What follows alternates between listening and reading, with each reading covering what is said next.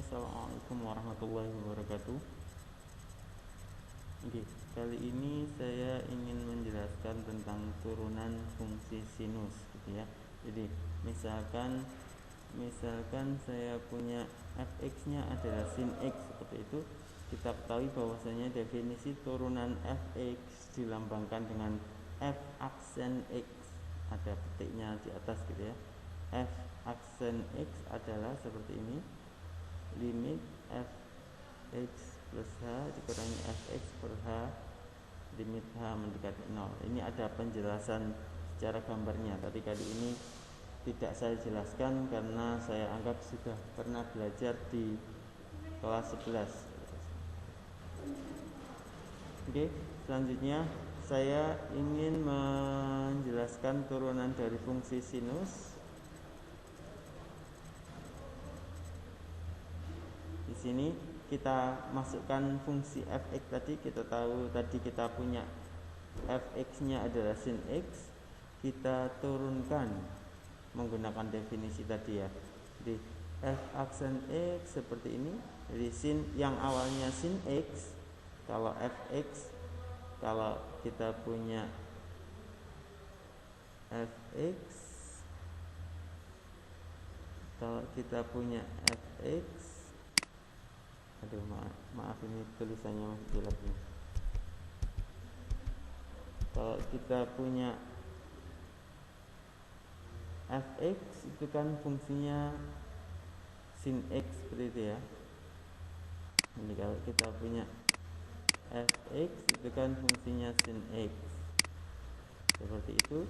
Kalau kita punya f misalkan z, maka ini juga akan menjadi sin z seperti itu. Kalau kita punya f t plus p misalkan, maka ini juga akan menjadi sin t plus p seperti itu. Nah, di sini ada fx plus h, maka akan menjadi sin x plus h seperti itu.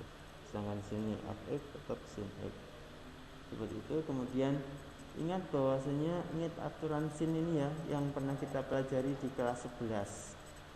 Jadi kita di kelas 11 pernah belajar tentang sin, misalkan a plus b gitu ya. Sin a plus b itu sama dengan sin a cos b ditambahkan dengan sin b cos a seperti itu ya. Ya, seperti ini. Nah, ini kita terapkan di sini.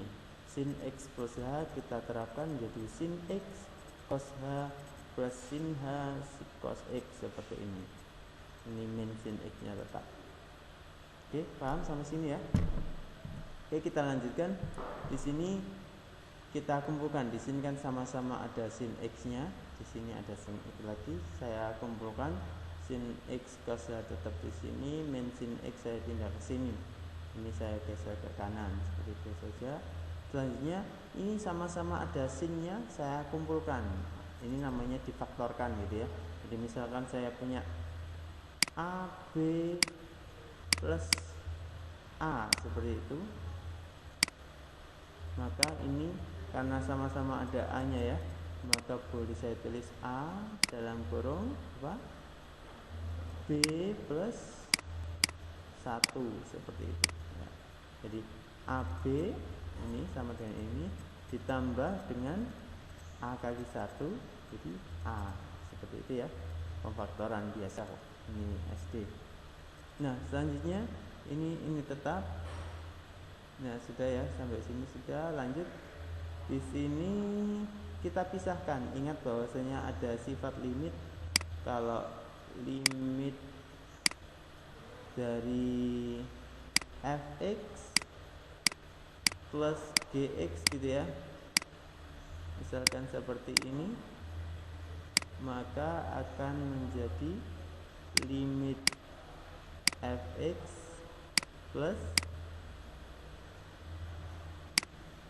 limit gx gitu ya, gx seperti itu. Ya, ada sifat seperti ini, sehingga di sini saya pisahkan. Di limitnya ada 2, ini per ini ditambah itu per itu, seperti ini ya. Oke, lanjut ke bawah. Di sini, karena di sini H-nya yang mendekati 0, maka selain H itu menjadi konstan.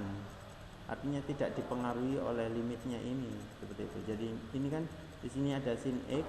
Sin X bisa kita keluarkan di sini karena limitnya itu hanya yang dibahas, ya, hanya yang berubah ke menuju 0. Jadi di sini sin X-nya konstan, saya pindahkan ke depan saja karena tidak dipengaruhi limitnya. Begitu juga dengan ini, dan di sini cos X-nya yang saya pindah ke depan, ya, karena di sini hanya yang dibahas. Oke, selanjutnya kita lihat di situ ada ini. Nah, dari sini ya.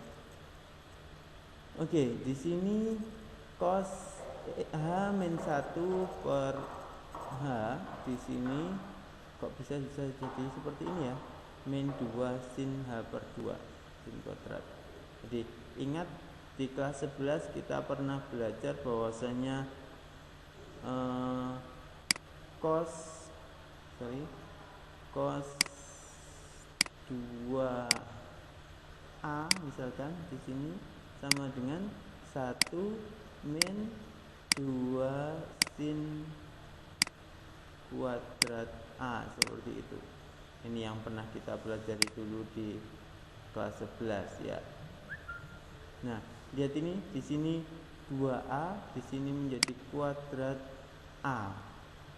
Menjadi di sini 2A, jadi di sini jadi A, seperti itu ya. Maka kalau kita punya cos A saja, maka di sini akan menjadi 1 min 2 sin kuadrat, di sini 2A, di sini menjadi A. Berarti dibagi 2 gitu ya. Maka di sini juga gitu. Di sini awalnya A, di sini akan menjadi A per 2. Nah, dari sini kalau misalkan satunya saya pindah ke sebelah kiri, maka kita punya cos A min 1 sama dengan min 2 sin kuadrat A per 2, seperti ini ya. Ini yang kita pakai. Jadi awalnya cos H ya, cos H min 1 bentuknya kan sama persis dengan ini ya. Cos A min 1 ini akan menjadi min 2 sin kuadrat H per 2, seperti ini ya. Min 2 sin kuadrat A per 2, seperti ini. Oke, lanjut ke, nah ini biasa ya, ini masih tetap. Nah ini sin X nya tetap. Ini kok bisa bernilai 0. Ini cos X tetap ya. Ini limit sin H per H, ingat ini adalah bernilai 1 ya, sesuai teorema yang dulu. Sekarang kita kerjakan yang ini dulu. Kok bisa ini bernilai 0 gitu ya. Jadi limit ini kan limit H mendekati 0 min 2 sin kuadrat H per 2 per H, seperti itu. Ingat, mau kita arahkan bentuknya seperti ini ya. Di sini H, di sini H per 2, maka kita mau menjadikan ini H per 2 ya.